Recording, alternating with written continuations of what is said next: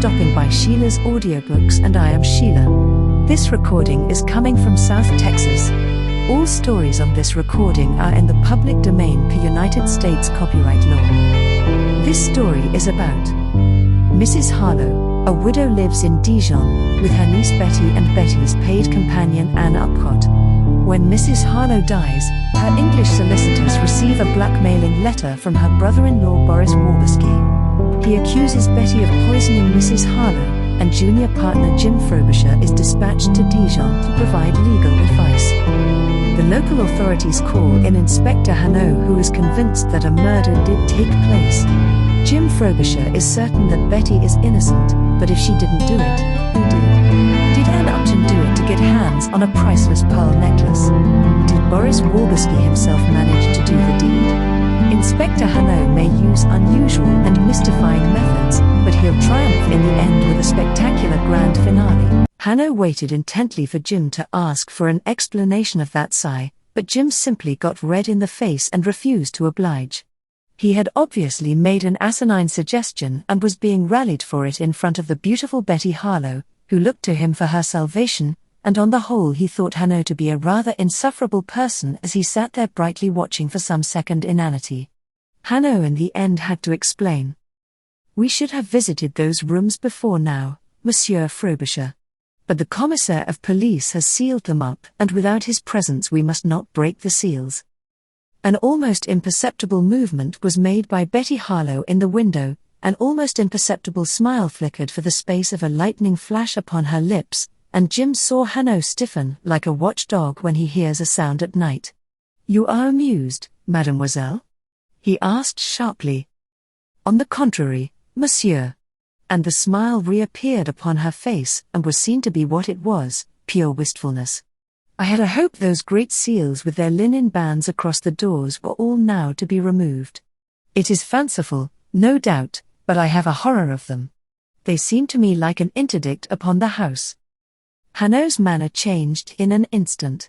"That I can very well understand, mademoiselle," he said, "and I will make it my business to see that those seals are broken." Indeed, there was no great use in affixing them, since they were only affixed when the charge was brought and 10 days after Madame Harlowe died. He turned to Jim. "But we in France are all tied up in red tape too.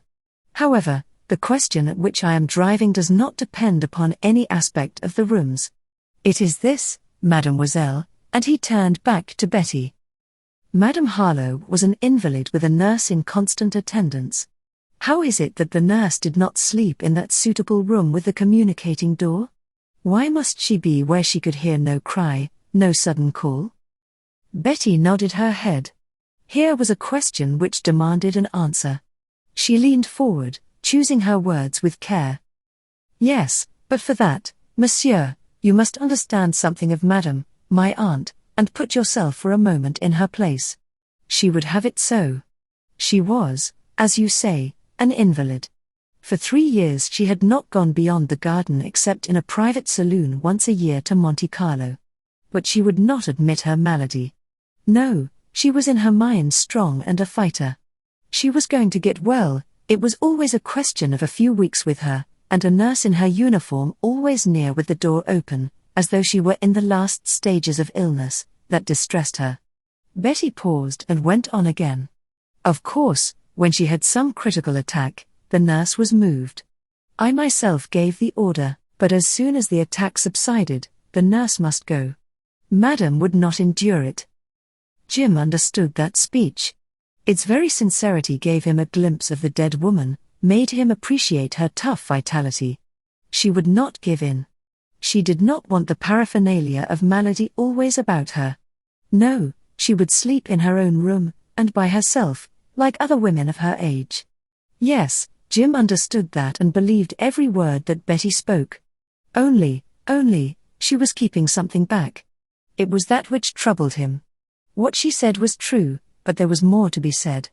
There had been hesitation in Betty's speech, too nice a choice of words, and then suddenly a little rush of phrases to cover up the hesitations. He looked at Hanaud, who was sitting without a movement and with his eyes fixed upon Betty's face, demanding more from her by his very impassivity. They were both, Jim felt sure, upon the edge of that little secret which, according to Hazlitt, as to Hanaud, was always at the back of such wild charges as Waberski brought, the little shameful family secret which must be buried deep from the world's eyes. And while Jim was pondering upon this explanation of Betty's manner, he was suddenly startled out of his wits by a passionate cry which broke from her lips. "Why do you look at me like that?" she cried to Hanaud, her eyes suddenly ablaze in her white face and her lips shaking. Her voice rose to a challenge. "Do you disbelieve me, Monsieur Hanaud?" Hanaud raised his hands in protest. He leaned back in his chair. The vigilance of his eyes, of his whole attitude, was relaxed. "I beg your pardon, mademoiselle," he said with a good deal of self-reproach.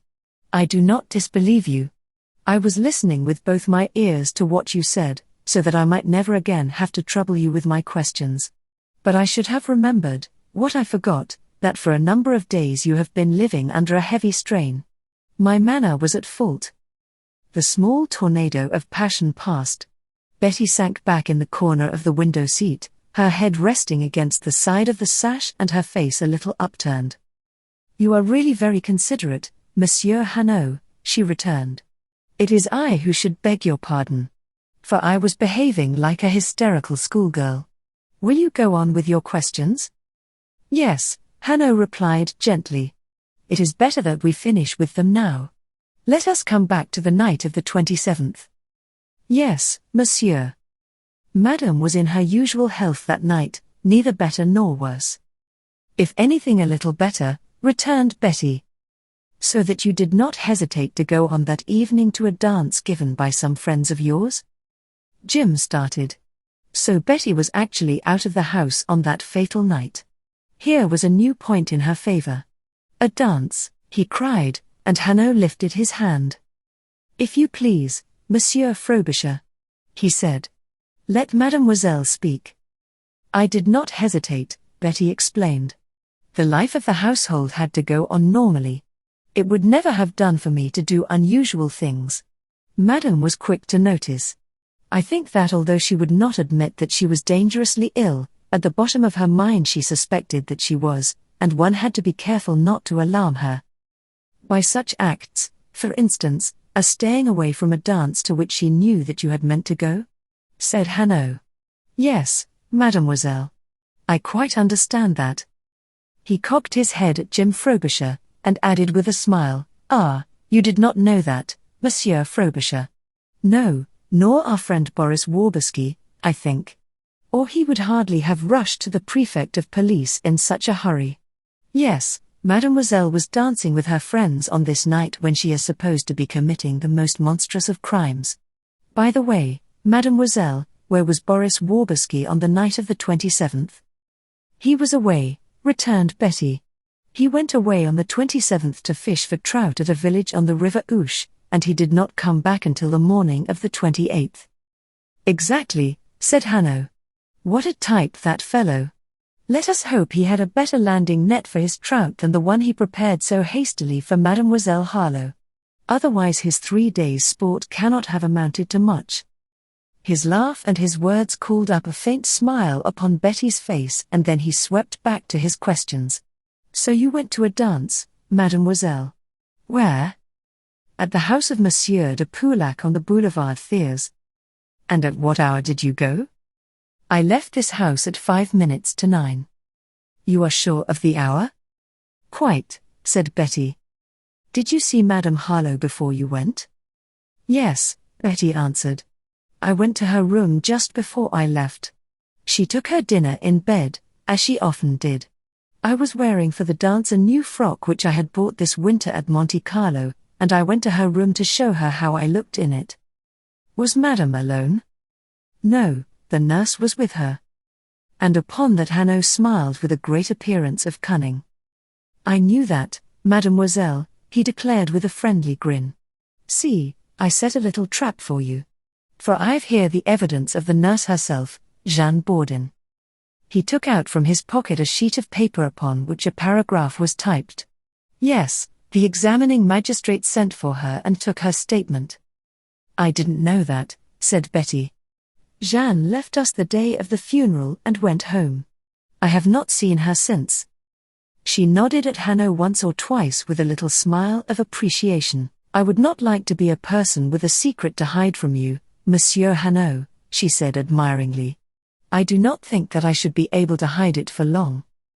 Hanaud expanded under the flattery like a novice, and, to Jim Frobisher's thinking, rather like a very vulgar novice. You are wise, mademoiselle, he exclaimed. For, after all, I am Hanaud. There is only one, and he thumped his chest and beamed delightedly. Heavens, these are politenesses. Let us get on. This is what the nurse declared, and he read aloud from his sheet of paper. Mademoiselle came to the bedroom, so that Madame might admire her in her new frock of silver tissue and her silver slippers. Mademoiselle arranged the pillows and saw that Madame had her favorite books and her drink beside the bed. Then she wished her good night, and with her pretty frock rustling and gleaming, she tripped out of the room. As soon as the door was closed, Madame said to me, and Hanaud broke off abruptly. But that does not matter, he said in a hurry. Suddenly and sharply Betty leaned forward. Does it not, monsieur? She asked, her eyes fixed upon his face, and the blood mounting slowly into her pale cheeks. No, said Hanaud, and he began to fold the sheet of paper. What does the nurse report that Madame said to her about me, as soon as the door was closed? Betty asked, measuring out her words with a slow insistence.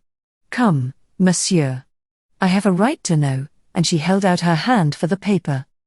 You shall judge for yourself that it was of no importance, said Hanaud. Listen. And once more he read, Madame said to me, looking at her clock, it is well that Mademoiselle has gone early. For Dijon is not Paris, and unless you go in time there are no partners for you to dance with. It was then 9:10. With a smile Hanaud gave the paper into Betty's hand, and she bent her head over it swiftly, as though she doubted whether what he had recited was really written on that sheet, as if she rather trembled to think what Mrs Harlowe had said of her after she had gone from the room. She took only a second or two to glance over the page, but when she handed it back to him, her manner was quite changed. Thank you, she said with a note of bitterness, and her deep eyes gleamed with resentment. Jim understood the change and sympathized with it. Hanaud had spoken of setting a trap when he had set none. For there was no conceivable reason why she should hesitate to admit that she had seen Mrs Harlowe in the presence of the nurse, and wished her good night before she went to the party. But he had set a real trap a minute afterwards, and into that Betty had straightway stumbled. He had tricked her into admitting a dread that Mrs Harlowe might have spoken of her in disparagement or even in horror after she had left the bedroom. You must know, Monsieur Hanaud, she explained very coldly, that women are not always very generous to one another, and sometimes have not the imagination, how shall I put it, to visualize the possible consequences of things they may say with merely the intention to hurt and do a little harm. Jeanne Bourdin and I were, so far as I ever knew, good friends, but one is never sure, and when you folded up her statement in a hurry I was naturally very anxious to hear the rest of it. Yes, I agree, Jim intervened. It did look as if the nurse might have added something malevolent which could neither be proved nor disproved. It was a misunderstanding, Mademoiselle, Hanaud replied in a voice of apology. We will take care that there shall not be any other. He looked over the nurse's statement again. It is said here that you saw that Madame had her favorite books and her drink beside the bed. That is true. Yes, monsieur. What was that drink? A glass of lemonade. It was placed on a table, I suppose, ready for her every night? Every night. And there was no narcotic dissolved in it? None, Betty replied. If Mrs Harlowe was restless, the nurse would give an opium pill and very occasionally a slight injection of morphia. But that was not done on this night? Not to my knowledge. If it was done after my departure. Very well, said Hanaud, and he folded the paper and put it away in his pocket. That is finished with.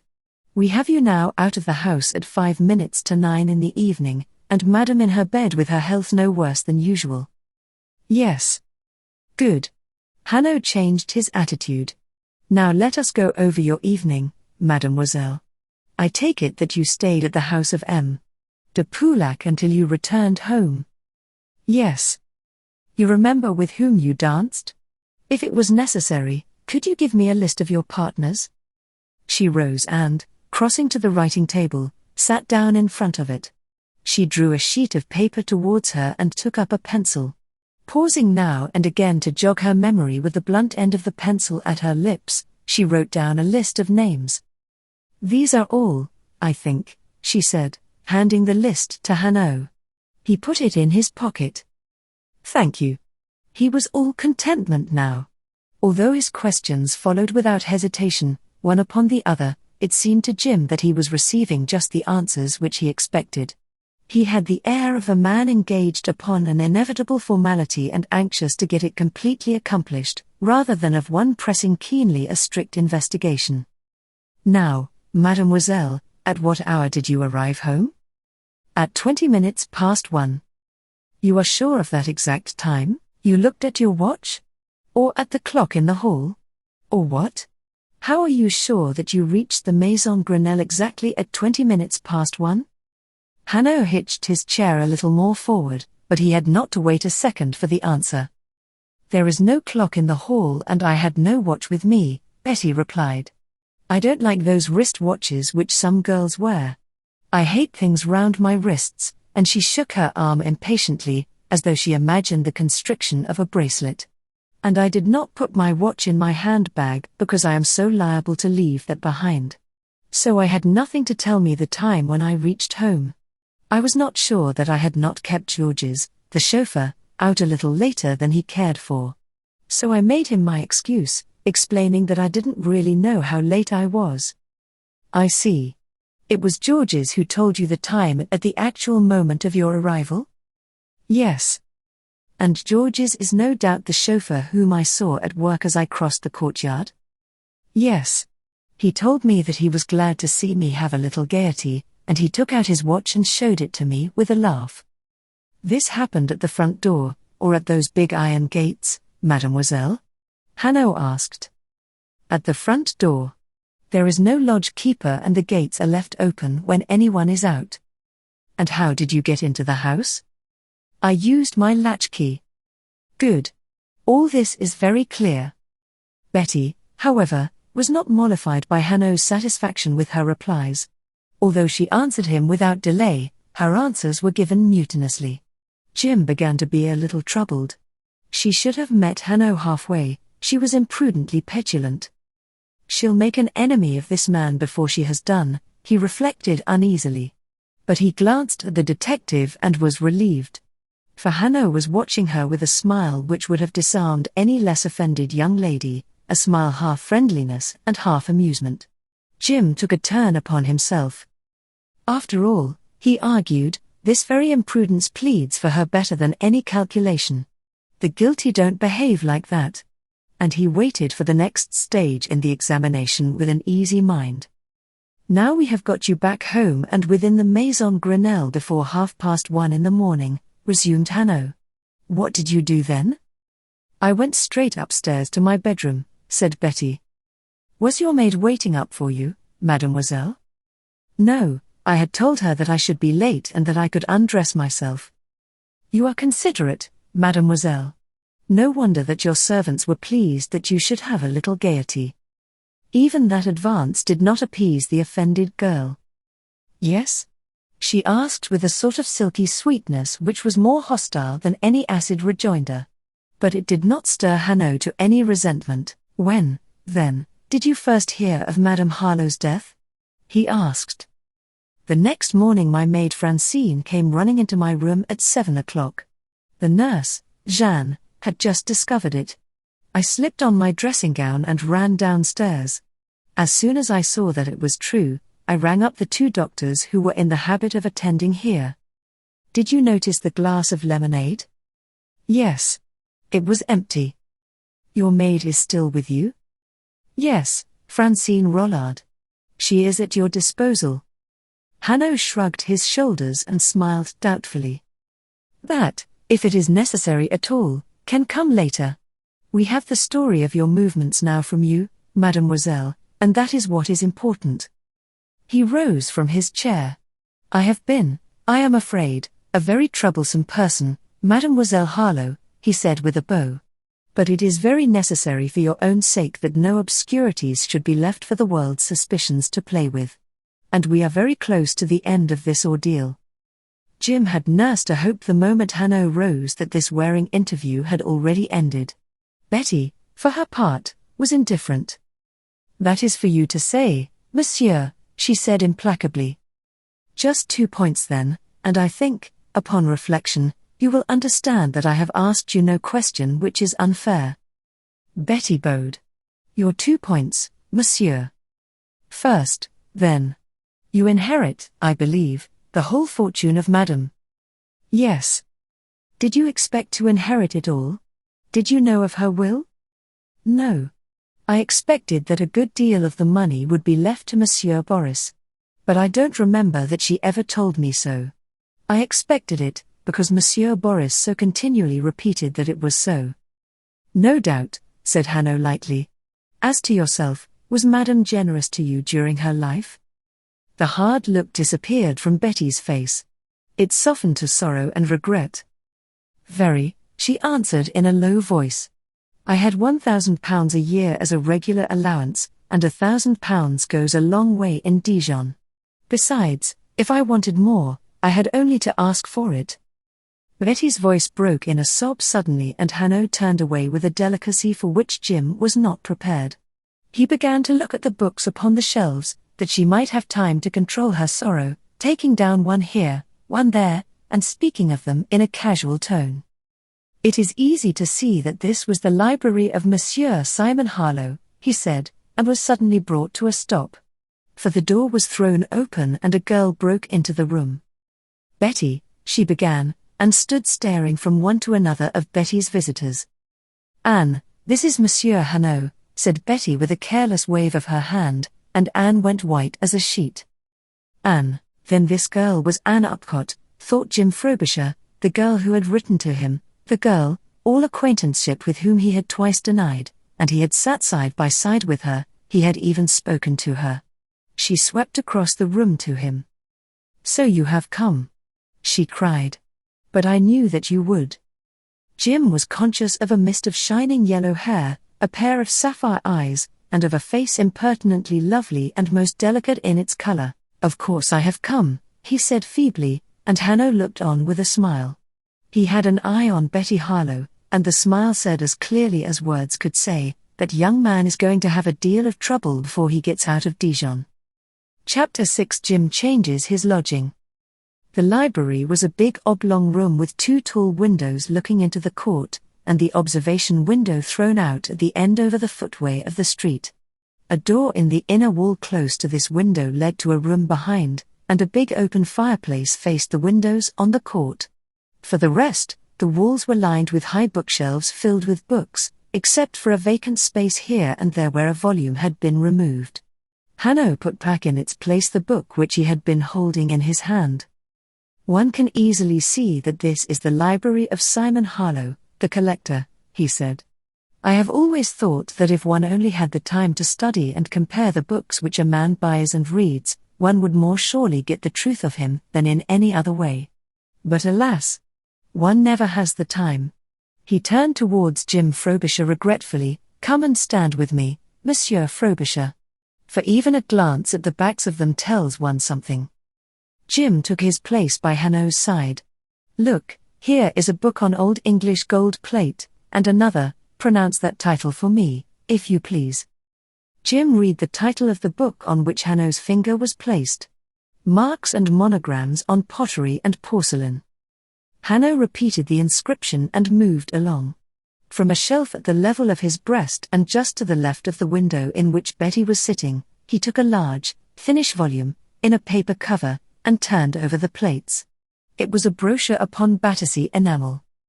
There should be a second volume, said Jim Frobisher with a glance at the bookshelf. It was the idlest of remarks. He was not paying any attention to the paper-covered book upon Battersea enamel. For he was really engaged in speculating why Hanaud had called him to his side. Was it on the chance that he might detect some swift look of understanding as it was exchanged by the 2 girls, some sign that they were in a collusion? If so, He was to be disappointed. For though Betty and Anne were now free from Hanaud's vigilant eye, neither of them moved, neither of them signalled to the other. Hanaud, however, seemed entirely interested in his book. He answered Jim's suggestion. "Yes, one would suppose that there were a second volume. But this is complete," he said, and he put back the book in its place. There was room next to it for another quarto book, so long as it was no thicker, and Hanaud rested his finger in the vacant place on the shelf, with his thoughts clearly far away. Betty recalled him to his surroundings. "Monsieur Hanaud," she said in her quiet voice from her seat in the window, "there was a second point, you said, on which you would like to ask me a question." "Yes, mademoiselle, I had not forgotten it." He turned with a curiously swift movement and stood so that he had both girls in front of him, Betty on his left in the window, Ann Upcott standing a little apart upon his right, gazing at him with a look of awe. "Have you, mademoiselle," he asked, "been pestered, since Boris Waberski brought his accusation, with any of these anonymous letters which seem to be flying about Dijon?" "I have received one," answered Betty, and Ann Upcott raised her eyebrows in surprise. "It came on Sunday morning. It was very slanderous, of course, and I should have taken no notice of it but for one thing. It told me that you, Monsieur Hanaud, were coming from Paris to take up the case." "Oh ho," said Hanaud softly. "And you received this letter on the Sunday morning? Can you show it to me, mademoiselle?" Betty shook her head. "No, monsieur." Hanaud smiled. "Of course not. You destroyed it, as such letter should be destroyed." "No, I didn't," Betty answered. "I kept it. I put it away in a drawer of my writing table in my own sitting room. But that room is sealed up, Monsieur Hanaud. The letter is in the drawer still." Hanaud received the statement with a frank satisfaction. "It cannot run away, then, mademoiselle," he said contentedly. But the contentment passed. "So the commissaire of police actually sealed up your private sitting room. That, to be sure, was going a little far." Betty shrugged her shoulders. "It was mine, you see, where I keep my private things. And after all I was accused," she said bitterly, but Ann Upcott was not satisfied to leave the matter there. She drew a step nearer to Betty and then looked at Hanaud. "But that is not all the truth," she said. "Betty's room belongs to that suite of rooms in which Madame Harlowe's bedroom was arranged. It is the last room of the suite opening onto the hall, and for that reason, as the commissaire said with an apology, it was necessary to seal it up with the others." "I thank you, mademoiselle," said Hanaud with a smile. "Yes, that of course softens his action." He looked whimsically at Betty in the window seat. "It has been my misfortune, I am afraid, to offend Mademoiselle Harlowe. Will you help me to get all these troublesome dates now clear? Madame Harlowe was buried, I understand, on the Saturday morning 12 days ago." "Yes, monsieur," said Ann Upcott. "And after the funeral, on your return to this house, the notary opened and read the will?" "Yes, monsieur." "And in Boris Waberski's presence?" "Yes." "Then exactly a week later, on Saturday, the 7th of May, he goes off quickly to the prefecture of police?" "Yes." "And on Sunday morning by the post comes the anonymous letter?" Hanaud turned away to Betty, who bowed her head in answer. "And a little later on the same morning comes the commissaire, who seals the doors?" "At 11 o'clock, to be exact," replied Ann Upcott. Hanaud bowed low. "You are both wonderful young ladies. You notice the precise hour at which things happen. It is a rare gift, and very useful to people like myself." Ann Upcott had been growing easier and easier in her manner with each answer that she gave. Now she could laugh outright. "I do, at all events, Monsieur Hanaud," she said. "But alas! I was born to be an old maid. A chair out of place, a book disarranged, a clock not keeping time, or even a pin on the carpet, I cannot bear these things. I notice them at once and I must put them straight. Yes, it was precisely 11 o'clock when the commissaire of police rang the bell." "Did he search the rooms before he sealed them?" Hanaud asked. "No. We both of us thought his negligence strange," Anne replied, until he informed us that the examining magistrate wanted everything left just as it was. Hanaud laughed genially. That was on my account, he explained. Who could tell what wonderful things Hanaud might not discover with his magnifying glass when he arrived from Paris? What fatal fingerprints! Oh, ho, ho, what scraps of burnt letter! Ah, ha, ha, but I tell you, mademoiselle, that if a crime has been committed in this house, even Hanaud would not expect to make any startling discoveries in rooms which had been open to the whole household for a fortnight since the crime. However, and he moved towards the door, since I am here now. Betty was upon her feet like a flash of lightning. Hanaud stopped and swung round upon her, swiftly, with his eyes very challenging and hard. You are going to break those seals now? She asked with a curious breathlessness. Then may I come with you, please, please? It is I who am accused. I have a right to be present, and her voice rose into an earnest cry. Calm yourself, mademoiselle, Hanaud returned gently. No advantage will be taken of you. I am going to break no seals. That, as I have told you, is the right of the commissaire, who is a magistrate, and he will not move until the medical analysis is ready. No, what I was going to propose was that mademoiselle here, and he pointed to Anne, should show me the outside of those reception rooms and the rest of the house. Of course, said Betty, and she sat down again in the window seat. Thank you, said Hanaud. He turned back to Ann Upcott. Shall we go? And as we go, will you tell me what you think of Boris Waberski? He has some nerve. I can tell you that, Monsieur Hanaud, Anne cried. He actually came back to this house after he had lodged his charge, and asked me to support him, and she passed out of the room in front of Hanaud. Jim Frobisher followed the couple to the door and closed it behind them. The last few minutes had set his mind altogether at rest. The author of the anonymous letters was the detective's real quarry. His manner had quite changed when putting his questions about them. The flamboyancies and the indifference, even his amusement at Betty's ill humor, had quite disappeared. He had got to business watchfully, quietly. Jim came back into the room. He took his cigarette case from his pocket and opened it. May I smoke? He asked. As he turned to Betty for permission, a fresh shock brought his thoughts and words alike to a standstill. She was staring at him with panic naked in her eyes and her face set like a tragic mask. He believes me guilty, she whispered. No, said Jim, and he went to her side. But she would not listen.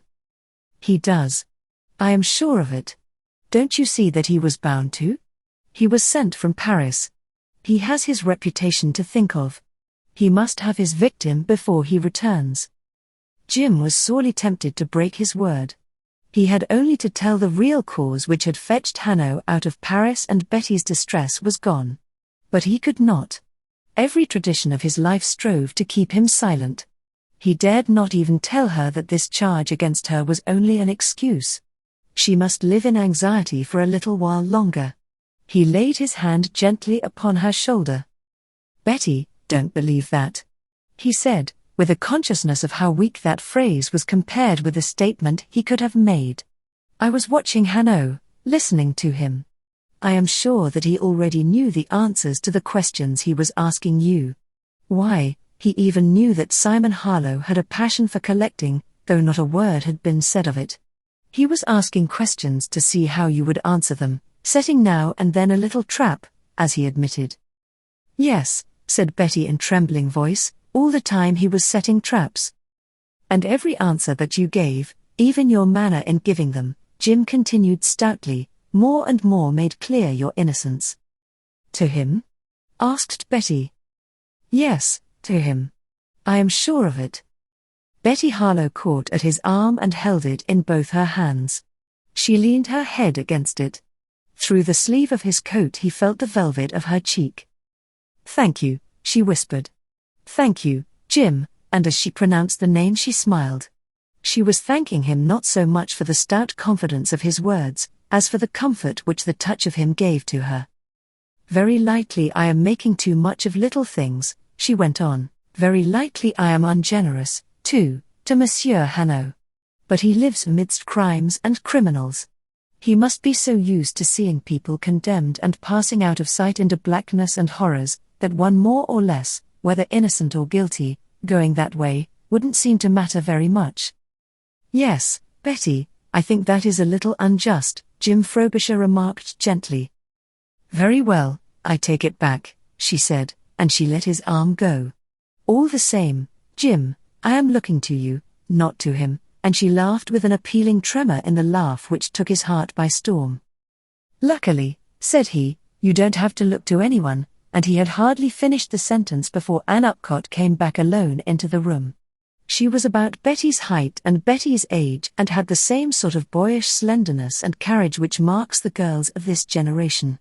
But in other respects, even to the color of her clothes, she was as dissimilar as one girl can be from another. She was dressed in white from her coat to her shoes, and she wore a big gold hat so that one was almost at a loss to know where her hat ended and her hair began. "And Monsieur Hanaud?" Betty asked. "He is prowling about by himself," she replied. "I showed him all the rooms and who used them, and he said that he would have a look at them and sent me back to you."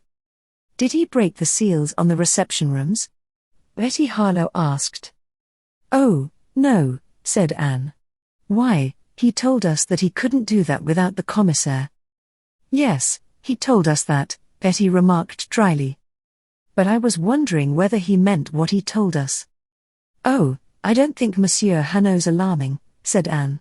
She gave Jim Frobisher the impression that at any moment she might call him a dear old thing.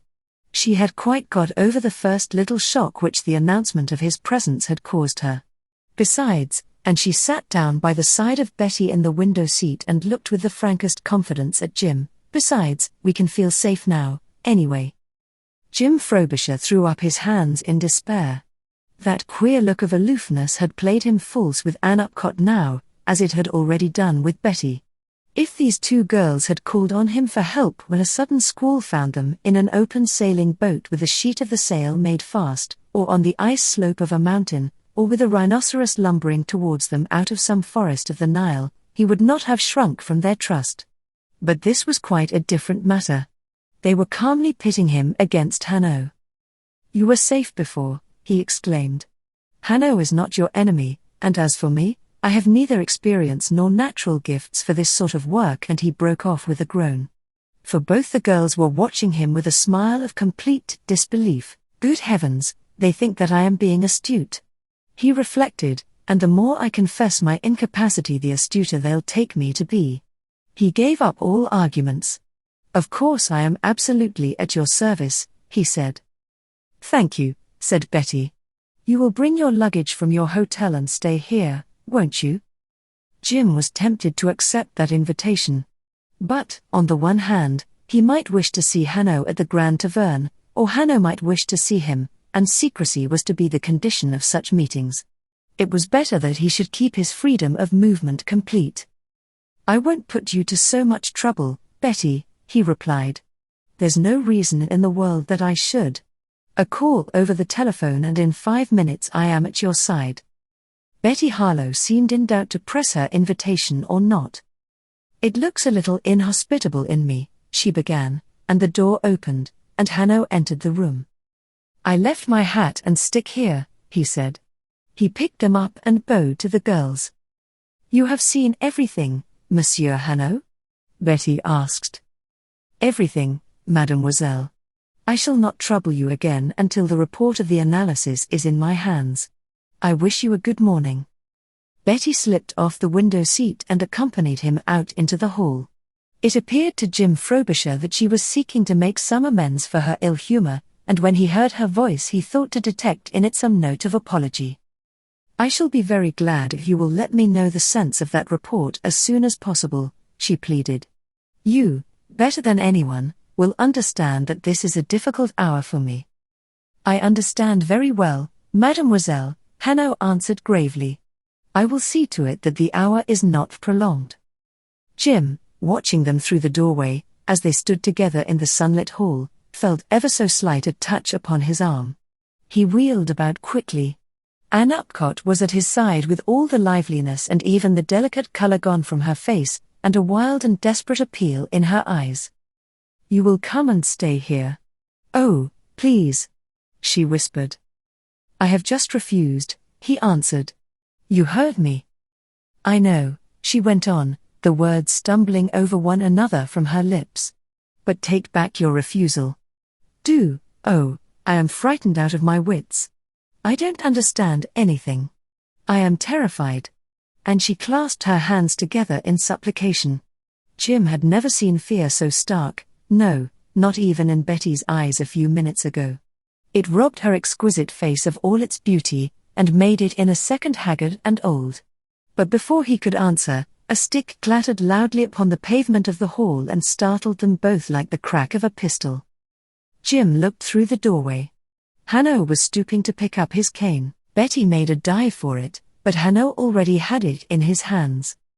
I thank you, mademoiselle, but I can still touch my toes. Every morning I do it 5 times in my pajamas, and with a laugh he ran down the couple of steps into the courtyard, and with that curiously quick saunter of his was out into the street of Charles Robert in a moment. When Jim turned again to Ann Upcott, the fear had gone from her face so completely that he could hardly believe his eyes.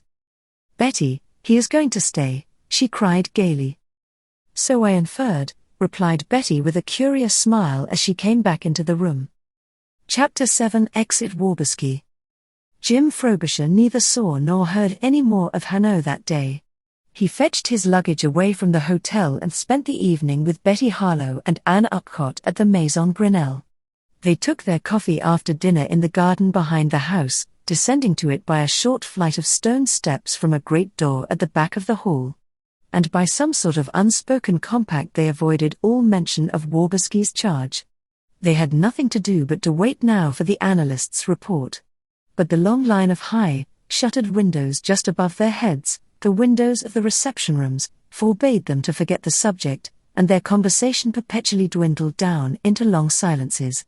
It was cool out here in the dark garden, cool and very still, so that the bustle of a bird amongst the leaves of the sycamores startled them, and the rare footsteps of a passerby in the little street of Charles Robert rang out as though they would wake a dreaming city. Jim noticed that once or twice Ann Upcott leaned swiftly forward and stared across the dark lawns and glimmering paths to the great screen of tall trees, as if her eyes had detected a movement amongst their stems. But on each occasion she said nothing and with an almost inaudible sigh sank back in her chair. Is there a door into the garden from the street? Frobisher asked, and Betty answered him. No. There is a passage at the end of the house under the reception rooms from the courtyard which the gardeners use. The only other entrance is through the hall behind us. This old house was built in days when your house really was your castle, and the fewer the entrances, the more safely you slept. The clocks of that city of clocks clashed out the hour of 11, throwing the sounds of their strokes backwards and forwards above the pinnacles and rooftops in a sort of rivalry. Betty rose to her feet. There's a day gone, at all events, she said, and Ann Upcott agreed with a breath of relief.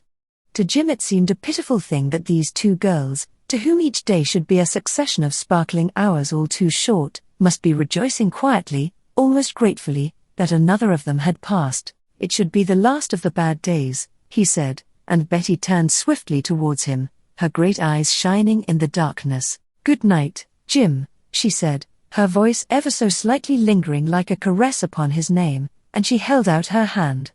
It's terribly dull for you, but we are not unselfish enough to let you go. You see, we are shunned just now. Oh, it's natural. To have you with us means a great deal. For one thing, and there came a little lilt in her voice, I shall sleep tonight. She ran up the steps and stood for a moment against the light from the hall.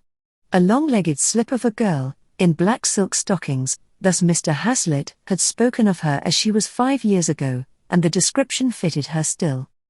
Good night, Betty, said Jim, and Ann Upcott ran past him up the steps and waved her hand.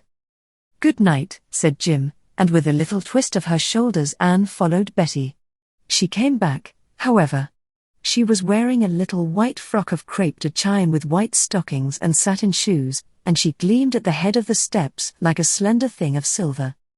You'll bolt the door when you come in, won't you? she pleaded with a curious anxiety considering the height of the strong walls about the garden. "I will," said Jim, and he wondered why in all this business Ann Upcott stood out as a note of fear. It was high time indeed that the long line of windows was thrown open and the interdict raised from the house and its inmates. Jim Frobisher paced the quiet garden in the darkness with a prayer at his heart that time would come tomorrow. In Betty's room above the reception rooms the light was still burning behind the latticed shutters of the windows, in spite of her confidence that she would sleep, yes, and in Ann Upcott's room too, at the end of the house towards the street. A fury against Boris Waberski flamed up in him. It was late before he himself went into the house and barred the door, later still before he fell asleep. But once asleep, he slept soundly, and when he waked, it was to find his shutters thrown wide to the sunlight, his coffee cold by his bedside, and Gaston, the old servant, in the room. "Monsieur Hanaud asked me to tell you he was in the library," he said. Jim was out of bed in an instant. "Already? What is the time, Gaston?" 9 o'clock. "I have prepared Monsieur's bath." He removed the tray from the table by the bed. "I will bring some fresh coffee." "Thank you. And will you please tell Monsieur Hanaud that I will not be long?" "Certainly, monsieur." Jim took his coffee while he dressed and hurried down to the library, where he found Hanaud seated at the big writing table in the middle of the room, with a newspaper spread out over the blotting pad and placidly reading the news. He spoke quickly enough, however, the moment Jim appeared. "So you left your hotel in the Place Darcy, after all, my friend?" The exquisite Miss Upcott, she had but to sigh out a little prayer and clasp her hands together, and it was done. "Yes, I saw it all from the hall. What it is to be young. You have those 2 letters which Waberski wrote your firm?" "Yes," said Jim. He did not think it necessary to explain that though the prayer was Ann Upcott's, it was the thought of Betty which had brought him to the Maison Grenelle. "Good. I have sent for him," said Hanaud. "To come to this house?" "I am expecting him now." "That's capital," cried Jim. "I shall meet him, then. The damned rogue. I shouldn't wonder if I thumped him," and he clenched his fist and shook it in a joyous anticipation. "I doubt if that would be so helpful as you think. No, I beg of you to place yourself in my hands this morning, Monsieur Frobisher," Hanaud interposed soberly. "If you confront Waberski at once with those 2 letters, at once his accusation breaks down. He will withdraw it. He will excuse himself. He will burst into a torrent of complaints and reproaches. And I shall get nothing out of him. That I do not want." "But what is there to be got?" Jim asked impatiently. "Something perhaps. Perhaps nothing," the detective returned with a shrug of the shoulders.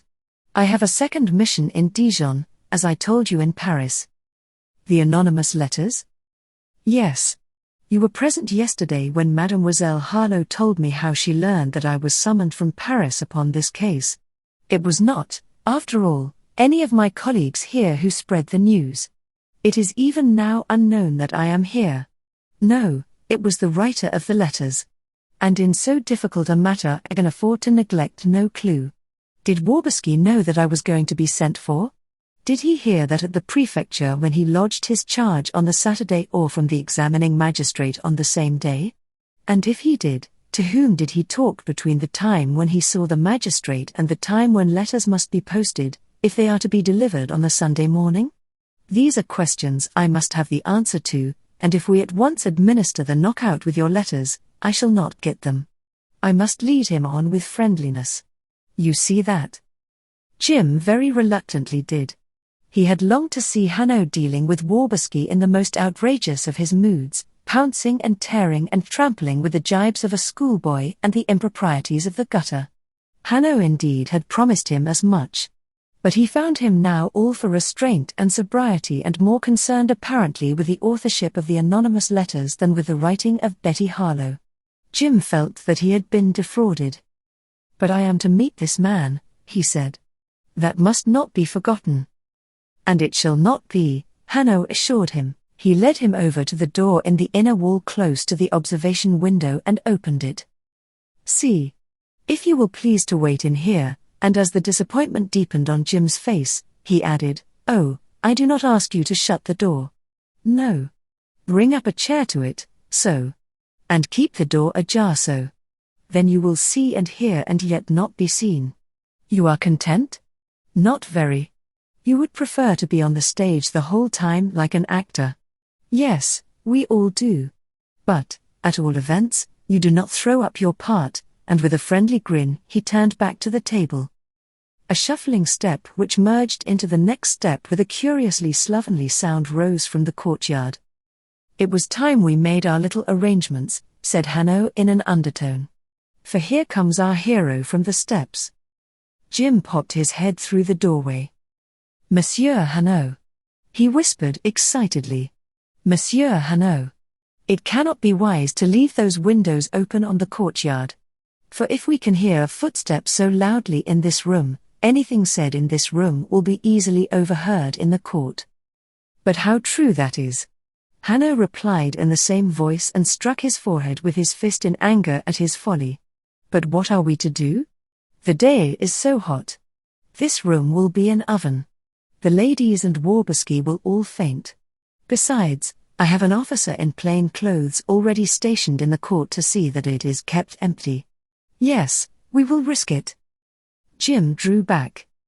"That man doesn't welcome advice from anyone," he said indignantly, but he said it only to himself, and almost before he had finished, the bell rang.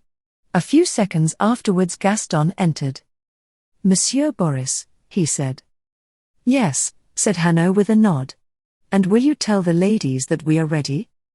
Boris Waberski, a long, round-shouldered man with bent knees and clumsy feet, dressed in black and holding a soft black felt hat in his hand, shambled quickly into the room and stopped dead at the sight of Hanaud. Hanaud bowed and Waberski returned the bow, and then the two men stood looking at one another, Hanaud all geniality and smiles, Waberski a rather grotesque figure of uneasiness like one of those many grim caricatures carved by the imagination of the Middle Ages on the columns of the churches of Dijon. He blinked in perplexity at the detective and with his long, tobacco-stained fingers tortured his grey moustache. "Will you be seated?" said Hanaud politely. "I think that the ladies will not keep us waiting." He pointed towards a chair in front of the writing table but on his left hand and opposite to the door. "I don't understand," said Waberski doubtfully. "I received a message. I understood that the examining magistrate had sent for me." "I am his agent," said Hanaud. "I am," and he stopped. "Yes?" Boris Waberski stared. "I said nothing, I beg your pardon. I am Hanaud." He shot the name out quickly, but he was answered by no start, nor by any sign of recognition. "Hanaud?" Waberski shook his head. "That no doubt should be sufficient to enlighten me," he said with a smile, "but it is better to be frank, it doesn't." "Hanaud of the Sûreté of Paris." And upon Waberski's face there came slowly a look of utter consternation.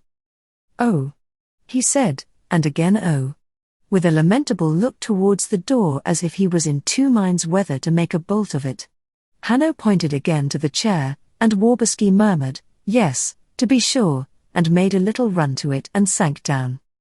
Jim Frobisher, watching from his secret place, was certain of one thing. Boris Waberski had not written the anonymous letters to Betty, nor had he contributed the information about Hanaud to the writer. He might well have been thought to have been acting ignorance of Hanaud's name, up to the moment when Hanaud explained who Hanaud was. But no longer.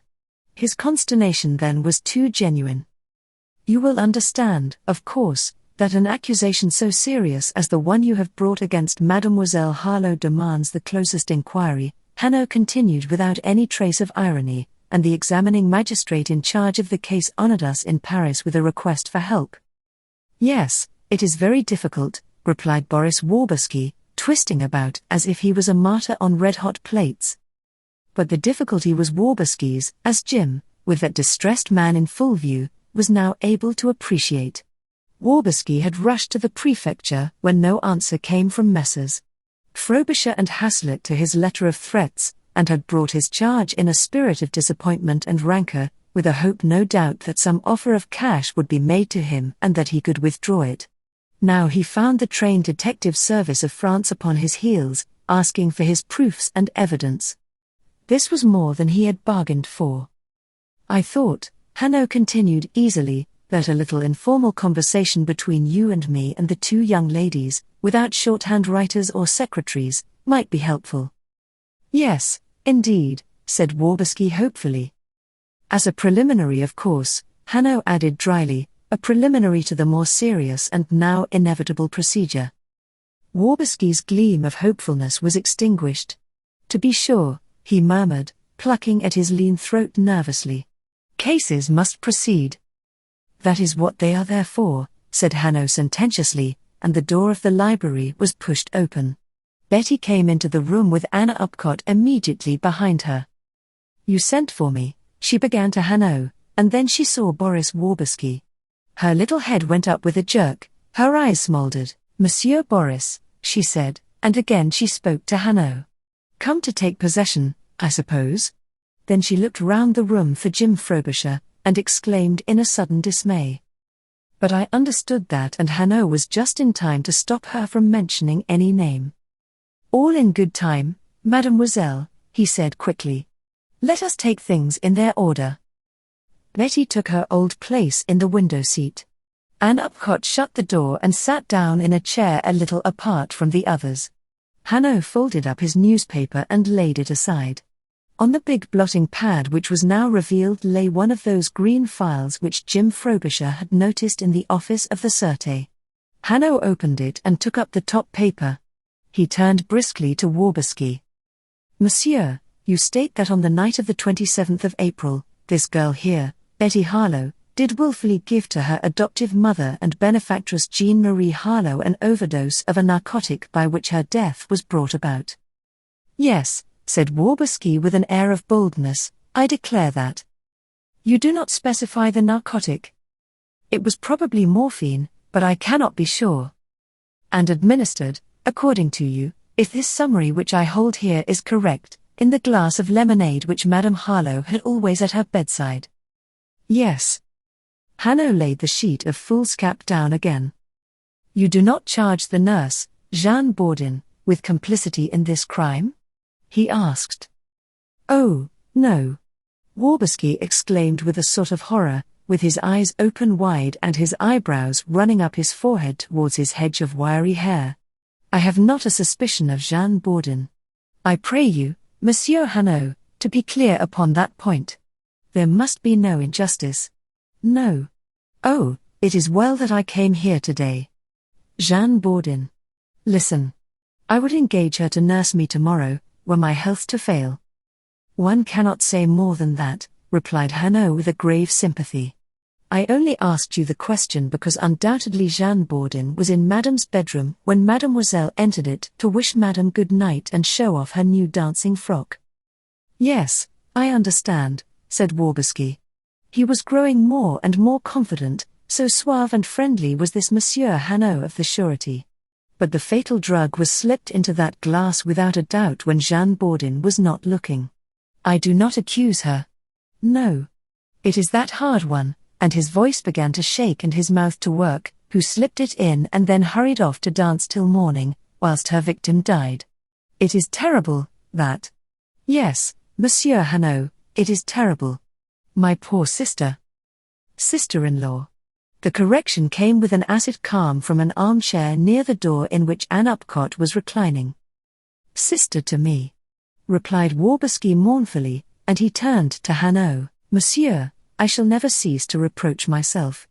I was away fishing in the forest. If I had stayed at home. Think of it. I ask you to, and his voice broke. Yes, but you did come back, Monsieur Waberski, Hanaud said, and this is where I am perplexed. You loved your sister. That is clear, since you cannot even think of her without tears. Yes, yes. Waberski shaded his eyes with his hand.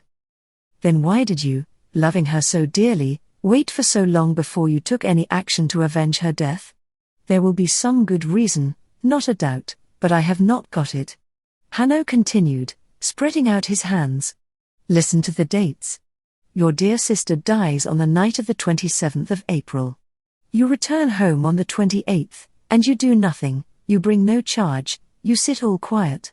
She is buried on the 30th, and after that you still do nothing, you sit all quiet. It is not until 1 week after that you launch your accusation against Mademoiselle.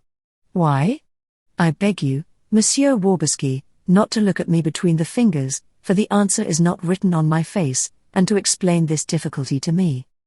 The request was made in the same pleasant, friendly voice which Hanaud had used so far and without any change of intonation. But Waberski snatched his hand away from his forehead and sat up with a flush on his face. I answer you at once, he exclaimed. From the first I knew it here, and he thumped his heart with his fist, that murder had been committed. But as yet I did not know it here, and he patted his forehead, in my head. So I think and I think and I think. I see reasons and motives. They build themselves up. A young girl of beauty and style, but of a strange and secret character, thirsting in her heart for color and laughter and enjoyment and the power which her beauty offers her if she will but grasp it, and yet while thirsting, very able to conceal all sign of thirst. That is the picture I give you of that hard one, Betty Harlowe. For the first time since the interview had commenced, Betty herself showed some interest in it. Up till now she had sat without a movement, a figure of disdain in an ice house of pride. Now she flashed into life. She leaned forward, her elbow on her crossed knee, her chin propped in her hand, her eyes on Waberski, and a smile of amusement at this analysis of herself giving life to her face. Jim Frobisher, on the other hand, behind his door felt that he was listening to blasphemies. Why did Hanaud endure it? There was information, he had said, which he wanted to get from Boris Waberski. The point on which he wanted information was settled long ago, at the very beginning of this informal session. It was as clear as daylight that Waberski had nothing to do with Betty's anonymous letter. Why, then, should Hanaud give this mountebank of a fellow a free opportunity to slander Betty Harlowe? Why should he question and question as if there was solid weight in the accusation? Why, in a word, didn't he fling open this door, allow Frobisher to produce the blackmailing letters to Mr. Hazlitt, and then stand aside while Boris Waberski was put into that condition in which he would call upon the services of Jean Bourdin? Jim indeed was furiously annoyed with Monsieur Hanaud. He explained to himself that he was disappointed. Meanwhile, Boris Waberski, after a little nervous check when Betty had leaned forward, continued his description. For such a one Dijon would be tiresome. It is true there was each year a month or so at Monte Carlo, just enough to give one a hint of what might be, like a cigarette to a man who wants to smoke. And then back to Dijon. Ah, monsieur, not the Dijon of the Dukes of Burgundy, not even the Dijon of the Parliament of the States, but the Dijon of today, an ordinary, dull, provincial town of France which keeps nothing of its former gaieties and glory but some old rare buildings and a little spirit of mockery. Imagine, then, monsieur, this hard one with a fortune and freedom within her grasp if only she has the boldness on some night when Monsieur Boris is out of the way to seize them. Nor is that all. For there is an invalid in the house to whom attentions are owed, yes, and must be given. Waberski, in a flight of excitement, checked himself and half closed his eyes, with a little cunning nod. For the invalid was not so easy. No, even that dear one had her failings. Oh, yes, and we will not forget them when the moment comes for the extenuating pleas.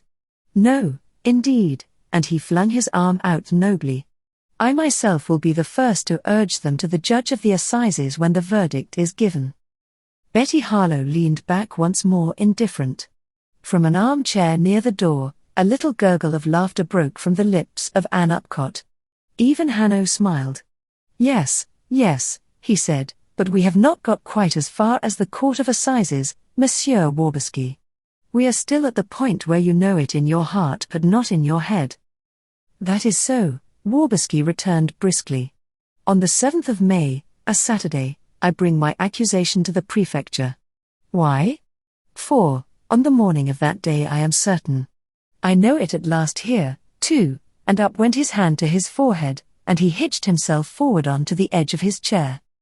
I am in the street of Gambetta, one of the small popular new streets, a street with some little shops and a reputation not of the best. At 10 o'clock I am passing quickly through that street when from a little shop a few yards in front of me out pops that hard one, my niece. Suddenly the whole character of that session had changed.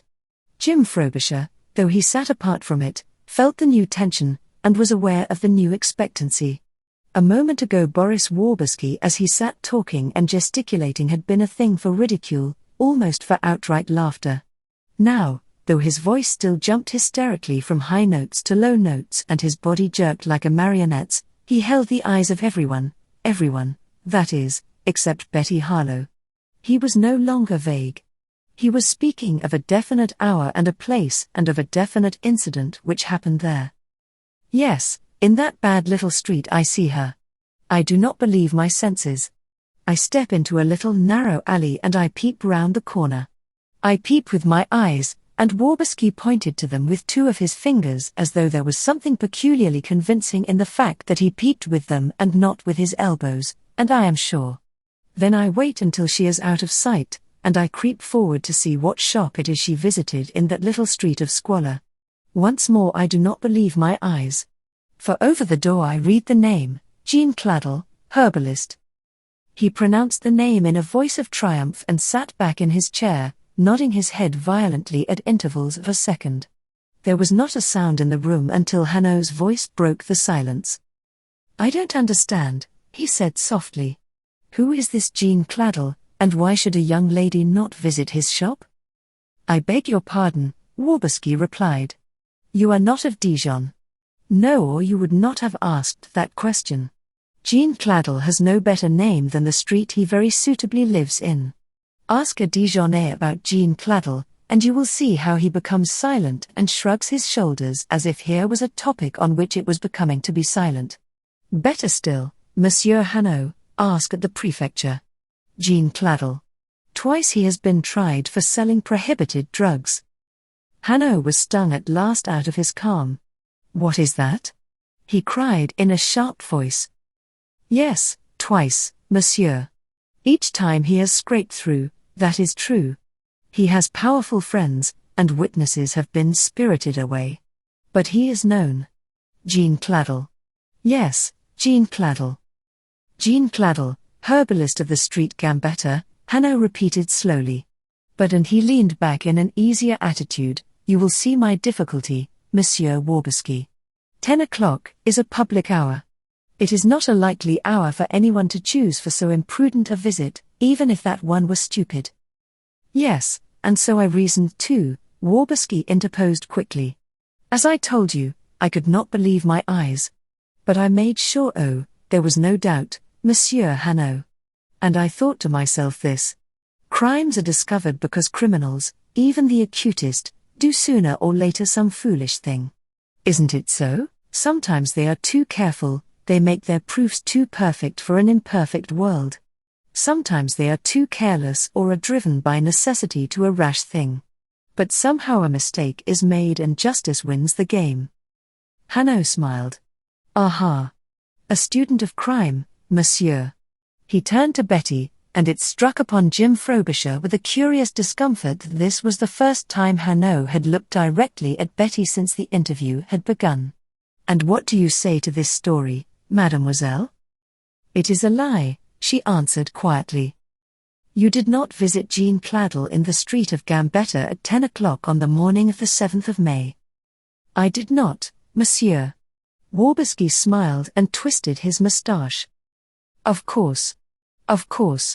We could not expect mademoiselle to admit it. One fights for one's skin, eh?" "But, after all," Hanaud interrupted, with enough savagery in his voice to check all Waberski's complacency, "let us not forget that on the 7th of May, Madame Harlowe had been dead for 10 days. Why should mademoiselle still be going to the shop of Jean Claddle?" "To pay," said Waberski. "Oh, no doubt Jean Claddle's wares are expensive and have to be paid for more than once, monsieur." "By wares you mean poison," said Hanaud. "Let us be explicit." "Yes.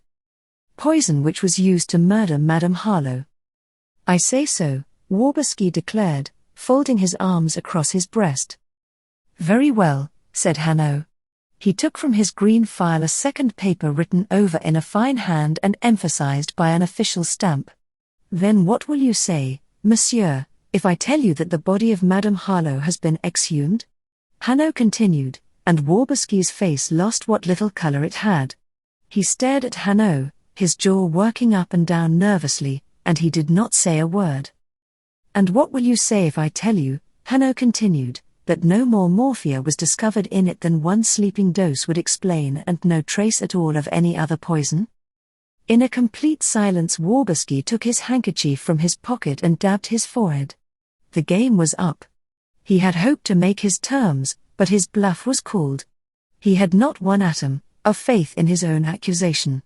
There was but one course for him to take, and that was to withdraw his charge and plead that his affection for his sister-in-law had led him into a gross mistake. But Boris Waberski was never the man for that. He had that extra share of cunning which shipwrecks always the minor rogue. He was unwise enough to imagine that Hanaud might be bluffing too. He drew his chair a little nearer to the table. He tittered and nodded at Hanaud confidentially. "You say if I tell you," he said smoothly. "Yes, but you do not tell me, Monsieur Hanaud, no, not at all. On the contrary, what you say is this: my friend Waberski, here is a difficult matter which, if exposed, means a great scandal, and of which the issue is doubtful. There is no good in stirring the mud." "Oh, I say that?" Hanaud asked, smiling pleasantly. Waberski felt sure of his ground now. "Yes, and more than that. You say, you have been badly treated, my friend Waberski, and if you will now have a little talk with that hard one, your niece." And his chair slid back against the bookcase and he sat gaping stupidly like a man who has been shot. Hanaud had sprung to his feet. He stood towering above the table, his face suddenly dark with passion. "Oh, I say all that, do I?" he thundered. "I came all the way from Paris to Dijon to preside over a little bargain in a murder case. Hanaud, oh, ho, ho, I'll teach you a lesson for that. Read this." And bending forward he thrust out the paper with the official seal. "It is the report of the analysts. Take it, I tell you, and read it." Waberski reached out a trembling arm, afraid to venture nearer. Even when he had the paper in his hands, they shook so he could not read it. But since he had never believed in his charge, that did not matter. "Yes," he muttered, "no doubt I have made a mistake." Hanaud caught the word up. "Mistake? Ah, there's a fine word. I'll show you what sort of a mistake you have made. Draw up your chair to this table in front of me. So. And take a pen, so. And a sheet of paper, so, and now you write for me a letter."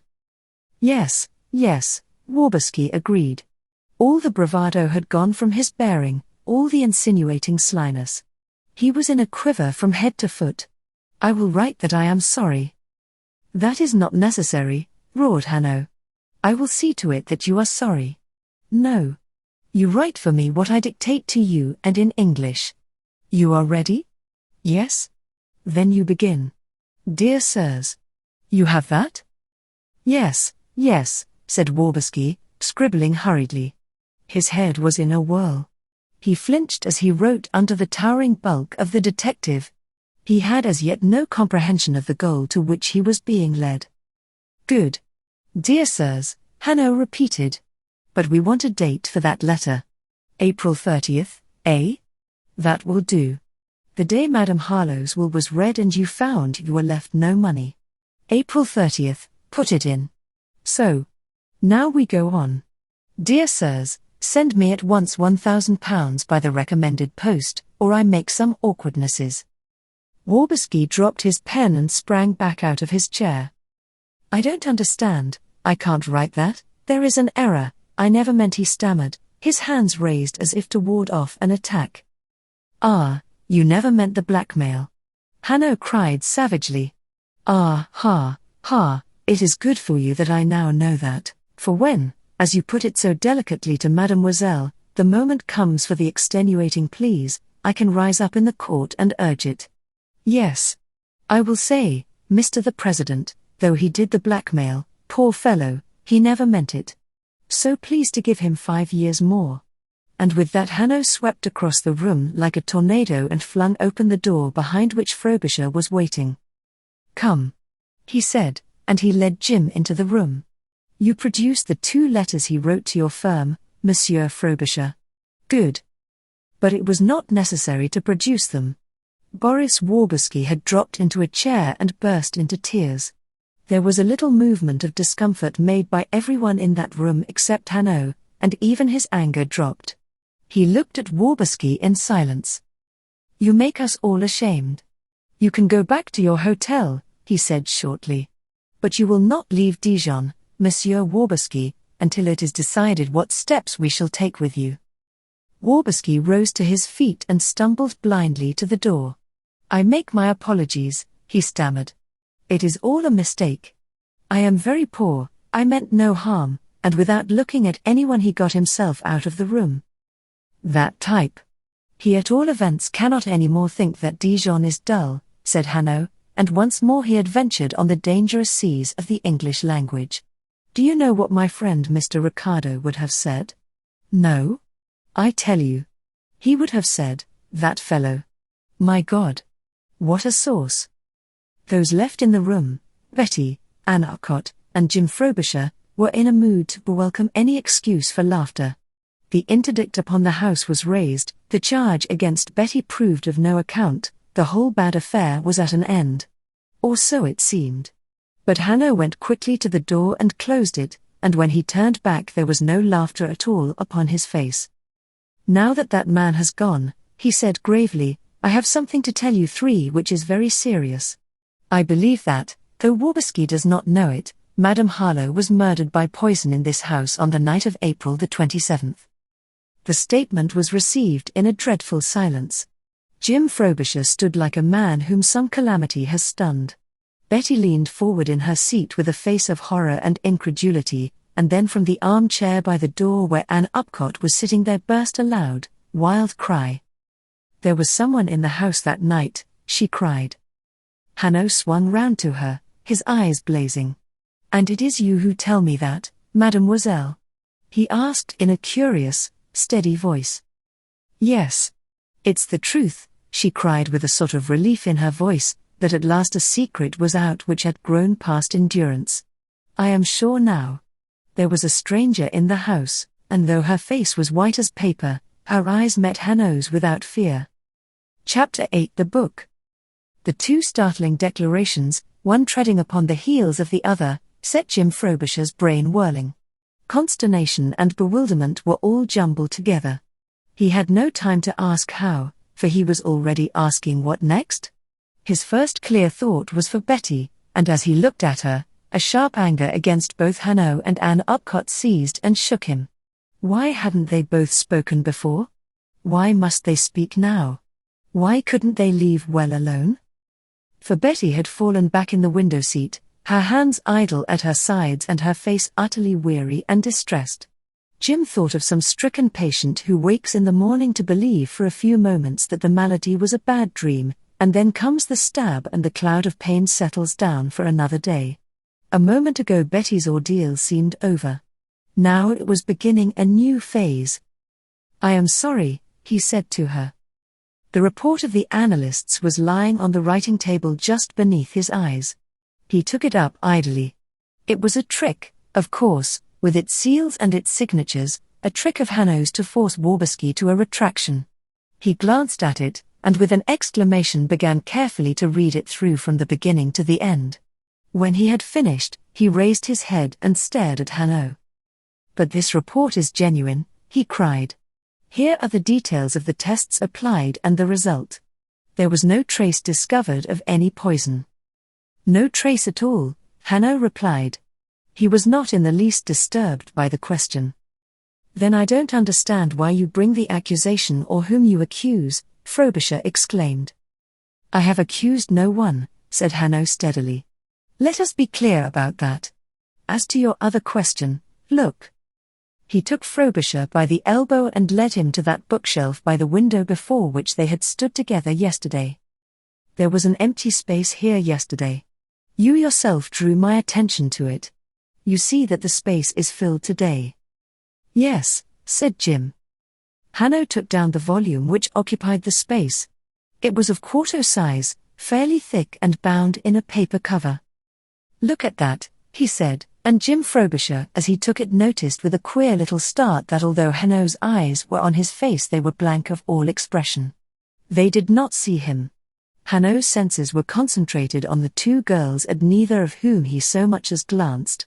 He was alert to them, to any movement they might make of surprise or terror. Jim threw up his head in a sudden revolt. He was being used for another trick, as some conjurer may use a fool of a fellow whom he has persuaded out of his audience onto his platform. Jim looked at the cover of the book, and cried with enough violence to recall Hanaud's attention. I see nothing here to the point. It is a treatise printed by some learned society in Edinburgh. It is.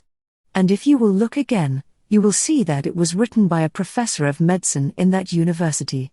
And if you will look a third time, you will see from a small inscription in ink that the copy was presented with the professor's compliments to Mr. Simon Harlowe. Hanaud, whilst he was speaking, went to the second of the two windows which looked upon the court, and putting his head out, spoke for a little while in a low voice. We shall not need our sentry here any more, he said as he turned back into the room. I have sent him upon an errand. He went back to Jim Frobisher, who was turning over a page of the treatise here and there and was never a scrap the wiser. Well? He asked. Strophanthus hispidus. Jim read aloud the title of the treatise. I can't make head or tail of it. Let me try, said Hanaud, and he took the book out of Frobisher's hands. I will show you all how I spent the half hour whilst I was waiting for you this morning. He sat down at the writing table, placed the treatise on the blotting pad in front of him and laid it open at a coloured plate. This is the fruit of the plant Strophanthus hispidus, when it is ripening, he said. The plate showed two long, tapering follicles joined together at their stems and then separating like a pair of compasses set at an acute angle. The backs of these follicles were rounded, dark in colour and speckled, the inner surfaces, however, were flat, and the curious feature of them was that, from longitudinal crevices, a number of silky white feathers protruded. Each of these feathers, Hanaud continued, and he looked up to find that Ann Upcott had drawn close to the table and that Betty Harlowe herself was leaning forward with a look of curiosity upon her face. Each of these feathers is attached by a fine stalk to an elliptical pod, which is the seed, and when the fruit is quite ripe and these follicles have opened so that they make a straight line, the feathers are released and the wind spreads the seed. It is wonderful, eh? See. Hanaud turned the pages until he came to another plate. Here a feather was represented in complete detachment from the follicle. It was outspread like a fan and was extraordinarily pretty and delicate in its texture, and from it by a stem as fine as a hair the seed hung like a jewel. What would you say of it, mademoiselle? Hanaud asked, looking up into the face of Ann Upcott with a smile. An ornament wrought for a fine lady, by a dainty artist, eh? And he turned the book round so that she on the opposite side of the table might the better admire the engraving. Betty Harlowe, it seemed, was now mastered by her curiosity. Jim Frobisher, gazing down over Hanaud's shoulder at the plate and wondering uneasily whither he was being led, saw a shadow fall across the book. And there was Betty, standing by the side of her friend with the palms of her hands upon the edge of the table and her face bent over the book. One could wish it was an ornament, this seed of the Strophanthus hispidus, Hanaud continued with a shake of the head. But, alas! It is not so harmless. He turned the book round again to himself and once more turned the pages.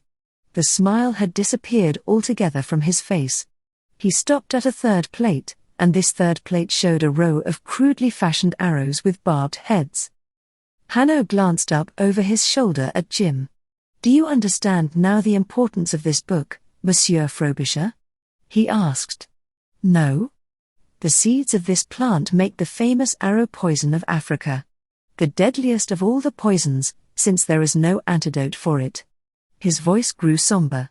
The wickedest of all the poisons, since it leaves no trace. Jim Frobisher was startled. Is that true? He cried.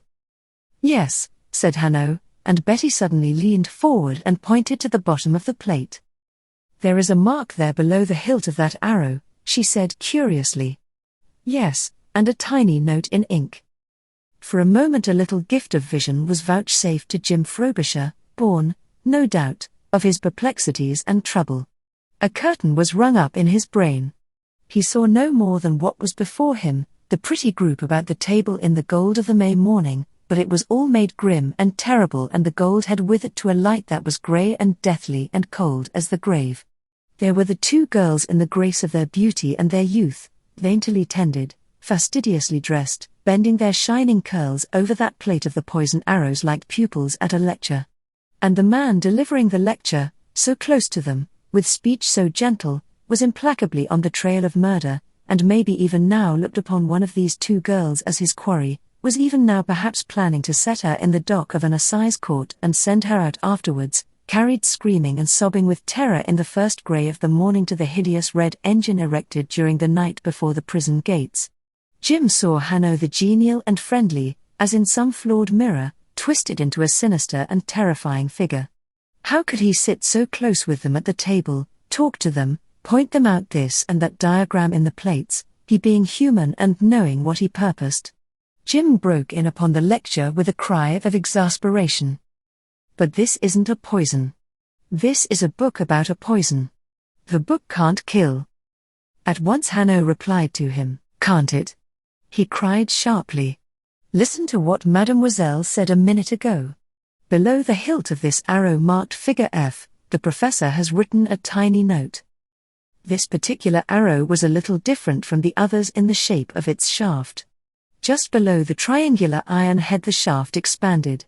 It was as though the head had been fitted into a bulb, as one sees sometimes wooden pen holders fine enough and tapering at the upper end, and quite thick just above the nib. See page 37, said Hanaud, reading the professor's note, and he turned back the pages.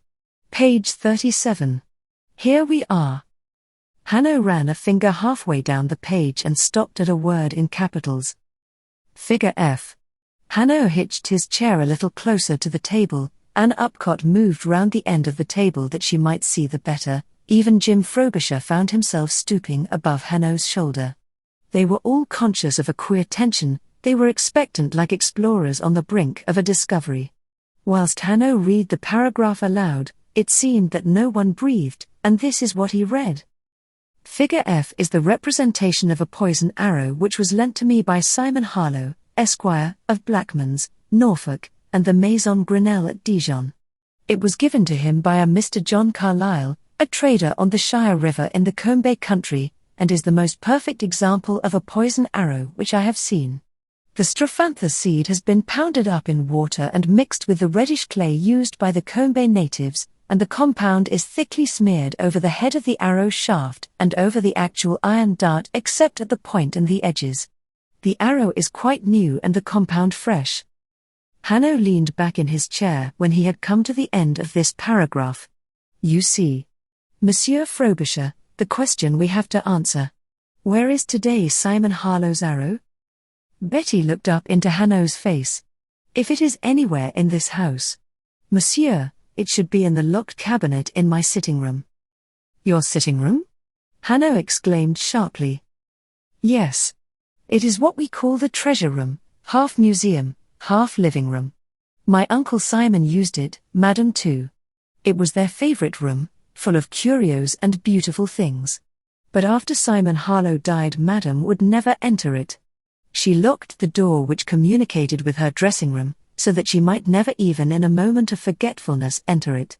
The room has a door into the hall. She gave the room to me. Hanaud's forehead cleared of its wrinkles. I understand, he said. And that room is sealed? Yes. Have you ever seen the arrow, mademoiselle? Not that I remember. I only looked into the cabinet once. There are some horrible things hidden away there, and Betty shivered and shook the recollection of them from her shoulders. The chances are that it's not in the house at all, that it never came back to the house, Frobisher argued stubbornly. The professor in all probability would have kept it. If he could, Hanaud rejoined. But it's out of all probability that a collector of rare things would have allowed him to keep it. No. And he sat for a little time in a muse. "Do you know what I am wondering?" he asked at length, and then answered his own question. "I am wondering whether after all Boris Waberski was not in the street of Gambetta on the 7th of May and close, very close, to the shop of Jean Claddle the herbalist." Boris Waberski!" cried Jim. Was he in Hanaud's eyes the criminal? After all, why not? After all, who more likely if criminal there was, since Boris Waberski thought himself an inheritor under Mrs Harlowe's will? "I am wondering whether he was not doing that very thing which he attributed to you, Mademoiselle Betty," Hanaud continued. "Paying?" Betty cried. "Paying or making excuses for not paying, which is more probable, or recovering the poison arrow now clean of its poison, which is most probable of all." At last Hanaud had made an end of his secrecies and reticence. His suspicion, winged like the arrow in the plate, was flying straight to this evident mark. Jim drew a breath like a man waking from a nightmare. In all of that small company a relaxation was visible. Ann Upcott drew away from the table. Betty said softly as though speaking to herself, "Monsieur Boris." "Monsieur Boris. Oh, I never thought of that." And, to Jim's admiration, there was actually a note of regret in her voice. It was audible, too, to Hanaud, since he answered with a smile, "But you must bring yourself to think of it, mademoiselle. After all, he was not so gentle with you that you need show him so much good." A slight rush of color tinged Betty's cheeks. Jim was not quite sure that a tiny accent of irony had not pointed Hanaud's words. "I saw him sitting here," she replied quickly, "half an hour ago, abject, in tears, a man." She shrugged her shoulders with a gesture of distaste. "I wish him nothing worse. I was satisfied." Hanaud smiled again with a curious amusement, an appreciation which Frobisher was quite at a loss to understand. But he had from time to time received an uneasy impression that a queer little secret duel was all this while being fought by Betty Harlowe and Hanaud underneath the smooth surface of questions and answers, a duel in which now one, now the other of the combatants got some trifling scratch. This time it seemed Betty was hurt. "You are satisfied, mademoiselle, but the law is not," Hanaud returned. Boris Waberski expected a legacy. Boris Waberski needed money immediately, as the first of the two letters which he wrote to Monsieur Frobisher's firm clearly shows. Boris Waberski had a motive. He looked from one to the other of his audience with a nod to drive the point home. Motives, no doubt, are signposts rather difficult to read, and if one reads them amiss, they lead one very wide astray. Granted. But you must look for your signposts all the same and try to read them aright. Listen again to the Professor of Medicine in the University of Edinburgh. He is as precise as a man can be. Hanaud's eyes fell again upon the description of figure F in the treatise still open upon the table in front of him. The arrow was the best specimen of a poison arrow which he had ever come across. The poison paste was thickly and smoothly spread over the arrowhead and some inches of the shaft. The arrow was unused and the poison fresh, and these poisons retain their energy for many, many years. I tell you that if this book and this arrow were handed over to Jean Claddle, herbalist, Jean Claddle could with ease make a solution in alcohol which injected from a hypodermic needle would cause death within 15 minutes and leave not one trace. "Within 15 minutes?" Betty asked incredulously, and from the armchair against the wall, where Ann Upcott had once more seated herself, there broke a startled exclamation. "Oh!" she cried, but no one took any notice of her at all. Both Jim and Betty had their eyes fixed upon Hanaud, and he was altogether occupied in driving his argument home. "Within 15 minutes? How do you know?" cried Jim. "It is written here, in the book." And where would Jean Claddle have learnt to handle the paste with safety, how to prepare the solution? Jim went on. "Here, here, here," answered Hanaud, tapping with his knuckles upon the treatise. "It is all written out here, experiment after experiment made upon living animals and the action of the poison measured and registered by minutes.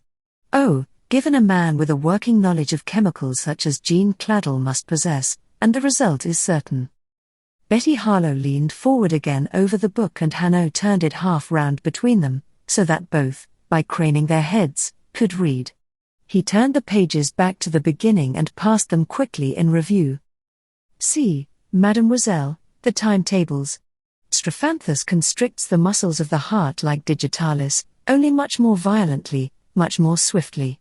See the contractions of the heart noted down minute after minute, until the moment of death and all. Here is the irony, so that by means of these experiments, the poison may be transformed into a medicine and the weapon of death become an agent of life, as in good hands, it has happened. Hanaud leaned back and contemplated Betty Harlowe between his half-closed eyes.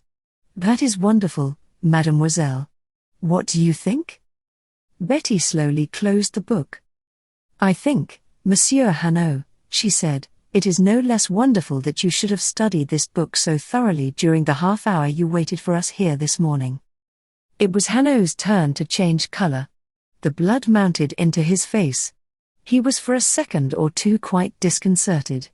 Jim once more had a glimpse of the secret duel and rejoiced that this time it was Hanaud, the great Hanaud, who was scratched. The study of poisons is particularly my work, he answered shortly. Even at the Sûreté we have to specialize nowadays, and he turned rather quickly towards Frobisher. You are thoughtful, monsieur. Jim was following out his own train of thought. Yes, he answered. Then he spoke to Betty. Boris Waberski had a latchkey, I suppose? Yes, she replied. He took it away with him? I think so. When are the iron gates locked? It is the last thing Gaston does before he goes to bed. Jim's satisfaction increased with every answer he received. You see, Monsieur Hanaud, he cried, all this while we have been leaving out a question of importance. Who put this book back upon its shelf? And when? Yesterday at noon the space was empty. This morning it is filled. Who filled it? Last night we sat in the garden after dinner behind the house. What could have been easier than for Waberski to slip in with his latchkey at some moment when the court was empty, replace the book and slip out again unnoticed? Why? A gesture of Betty's brought him to a halt. Unnoticed? Impossible, she said bitterly. The police have a sergeant de ville at our gates, night and day. Hanaud shook his head. He is there no longer. After you were good enough to answer me so frankly yesterday morning the questions it was my duty to put to you, I had him removed at once. Why, that's true, Jim exclaimed joyfully. He remembered now that when he had driven up with his luggage from the hotel in the afternoon, the street of Charles Robert had been quite empty. Betty Harlowe stood taken aback by her surprise. Then a smile made her face friendly, her eyes danced to the smile, and she dipped to the detective a little mock curtsy. But her voice was warm with gratitude. I thank you, monsieur. I did not notice yesterday that the man had been removed, or I should have thanked you before. Indeed, I was not looking for so much consideration at your hands. As I told my friend Jim, I believed that you went away thinking me guilty. Hanaud raised a hand in protest. To Jim it was the flourish of the sword with which the duelists saluted at the end of the bout. The little secret combat between these two was over. Hanaud, by removing the sergeant from before the gates, had given a sign surely not only to Betty but to all Dijon that he found nothing to justify any surveillance of her goings out and comings in, or any limitations upon her freedom. Then you see, Jim insisted. He was still worrying at his solution of the case like a dog with a bone. You see, Waberski had the road clear for him last night. Betty, however, would not have it. She shook her head vigorously. I won't believe that Monsieur Boris is guilty of so horrible a murder, more, and she turned her great eyes pleadingly upon Hanaud, I don't believe that any murder was committed here at all. I don't want to believe it, and for a moment her voice faltered. After all, Monsieur Hanaud, what are you building this dreadful theory upon? That a book of my Uncle Simon was not in his library yesterday and is there today. We know nothing more. We don't know even whether Jean Claddle exists at all. We shall know that, mademoiselle, very soon, said Hanaud, staring down at the book upon the table. We don't know whether the arrow is in the house, whether it ever was. We must make sure, mademoiselle, said Hanaud stubbornly. And even if you had it now, Here, with the poison clinging in shreds to the shaft, you still couldn't be sure that the rest of it had been used. Here is a report, monsieur, from the doctors. Because it says that no trace of the poison can be discovered, you can't infer that a poison was administered which leaves no trace. You never can prove it. You have nothing to go upon. It's all guesswork, and guesswork which will keep us living in a nightmare. Oh, if I thought for a moment that murder had been committed, I'd say go on, go on. But it hasn't. Oh, it hasn't. Betty's voice rang with so evident a sincerity, there was so strong a passion of appeal, for peace, for an end of suspicion, for a right to forget and be forgotten, that Jim fancied no man could resist it. Indeed, Hanaud sat for a long while with his eyes bent upon the table before he answered her. But when at last he did, gently though his voice began, Jim knew at once that she had lost. "You argue and plead very well, Mademoiselle Betty," he said. "But we have each of us our little creeds by which we live for better or for worse. Here is mine, a very humble one. I can discover extenuations in most crimes, even crimes of violence. Passion, anger, even greed. What are they but good qualities developed beyond the bounds? Things at the beginning good and since grown monstrous. So, too, in the execution. This or that habit of life makes natural this or that weapon which to us is hideous and abnormal, and its mere use a sign of a dreadful depravity. Yes, I recognize these palliations. But there is one crime I never will forgive, murder by poison. And one criminal in whose pursuit I will never tire nor slacken, the poisoner." Through the words there ran a real thrill of hatred, and though Hanaud's voice was low, and he never once raised his eyes from the table, he held the three who listened to him in a dreadful spell. Cowardly and secret, the poisoner has his little world at his mercy, and a fine sort of mercy he shows, to be sure, he continued bitterly. His hideous work is so easy, it just becomes a vice like drink, no more than that to the poisoner, but with 1,000 times the pleasure drink can give. Like the practice of some abominable art. I tell you the truth now. Show me one victim today and the poisoner scot-free, and I'll show you another victim before the year's out. Make no mistake. Make no mistake. His voice rang out and died away. But the words seemed still to vibrate in the air of that room, to strike the walls and rebound from them and still be audible. Jim Frobisher, for all his slow imagination, felt that had a poisoner been present and heard them, some cry of guilt must have rent the silence and betrayed him. His heart stopped in its beats listening for a cry, though his reason told him there was no mouth in that room from which the cry could come. Hanaud looked up at Betty when he had finished. He begged her pardon with a little flutter of his hands and a regretful smile. "You must take me, therefore, as God made me, mademoiselle, and not blame me more than you can help for the distress I still must cause you. There was never a case more difficult. Therefore never one about which one way or the other I must be more sure." Before Betty could reply there came a knock upon the door. "Come in," Hanaud cried out, and a small, dark, alert man in plain clothes entered the room. "This is Nicolas Moreau, who was keeping watch in the courtyard. I sent him some while ago upon an errand," he explained, and turned again to Moreau. "Well, Nicolas." Nicolas stood at attention, with his hands at the seams of his trousers, in spite of his plain clothes, and he recited rather than spoke in a perfectly expressionless official voice. "In accordance with instructions I went to the shop of Jean Claddle. It is number 7. From the Rue Gambetta I went to the prefecture. I verified your statement. Jean Claddle has twice appeared before the police correctional for selling forbidden drugs and has twice been acquitted owing to the absence of necessary witnesses." "Thank you, Nicolas." Moreau saluted, turned on his heel, and went out of the room. There followed a moment of silence, of discouragement. Hanaud looked ruefully at Betty. "You see. I must go on. We must search in that locked cabinet of Simon Harlowe's for the poison arrow, if by chance it should be there." "The room is sealed," Frobisher reminded him. "We must have those seals removed," he replied, and he took his watch from his pocket and screwed up his face in grimace. "We need Monsieur the Commissaire, and Monsieur the Commissaire will not be in a good humor if we disturb him now. For it is 12 o'clock, The sacred hour of luncheon. You will have observed upon the stage that commissaries of police are never in a good humor. It is because but Hanaud's audience was never to hear his explanation of this well-known fact. For he stopped with a queer jerk of his voice, his watch still dangling from his fingers upon its chain. Both Jim and Betty looked at once where he was looking. They saw Ann Upcott standing up against the wall with her hand upon the top rail of a chair to prevent herself from falling. Her eyes were closed, her whole face a mask of misery. Hanaud was at her side in a moment. "Mademoiselle," he asked with a breathless sort of eagerness, "what is it you have to tell me?" "It is true, then?" she whispered. "Jean Claddle exists?" "Yes." "And the poison arrow could have been used?"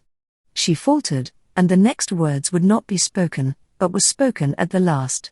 "And death would have followed in 15 minutes?" "Upon my oath it is true," Hanaud insisted. "What is it you have to tell me?" "That I could have hindered it all. I shall never forgive myself. I could have hindered the murder." Hanaud's eyes narrowed as he watched the girl. Was he disappointed? Frobisher wondered. Did he expect quite another reply? A swift movement by Betty distracted him from these questions. He saw Betty looking across the room at them with the strangest glittering eyes he had ever seen. And then Ann Upcott drew herself away from Hanaud and stood up against the wall at her full height with her arms outstretched. She seemed to be setting herself apart as a pariah. Her whole attitude and posture cried, "Stone me. I am waiting." Hanaud put his watch into his pocket. "Mademoiselle, we will let the commissaire eat his luncheon in peace, and we will hear your story first. But not here. In the garden under the shade of the trees." He took his handkerchief and wiped his forehead. "Indeed I too feel the heat. This room is as hot as an oven." When Jim Frobisher looked back in after time upon the incidents of that morning, nothing stood out so vividly in his memories, no, not even the book of arrows and its plates, not Hanaud's statement of his creed, as the picture of him twirling his watch at the end of his chain, whilst it sparkled in the sunlight, and he wondered whether he should break in now upon the commissaire of police or let him eat his luncheon in quiet. So much that was then unsuspected by them all hung upon the exact sequence of events. Chapter 9: The Secret. The garden chairs were already set out upon a lawn towards the farther end of the garden in the shadow of the great trees. Hanaud led the way towards them. "We shall be in the cool here and with no one to overhear us but the birds," he said, and he patted and arranged the cushions in a deep armchair of basketwork for Ann Upcott. Jim Frobisher was reminded again of the solicitude of a doctor with an invalid, and again the parallel jarred upon him, but he was getting a clearer insight into the character of this implacable being. The little courtesies and attentions were not assumed. They were natural, but they would not hinder him for a moment in his pursuit.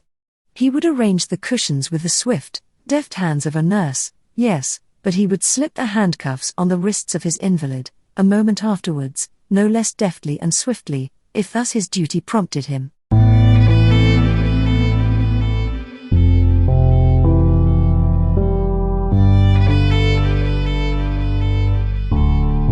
Thank you for listening to today's episode. I really hoped you enjoyed it. There will be more to come. Please subscribe not to miss out on what is next. I will be looking forward to your return. The music is by Madfan from Pixabay. To support this and other artists, go to pixabay.com. Sheila.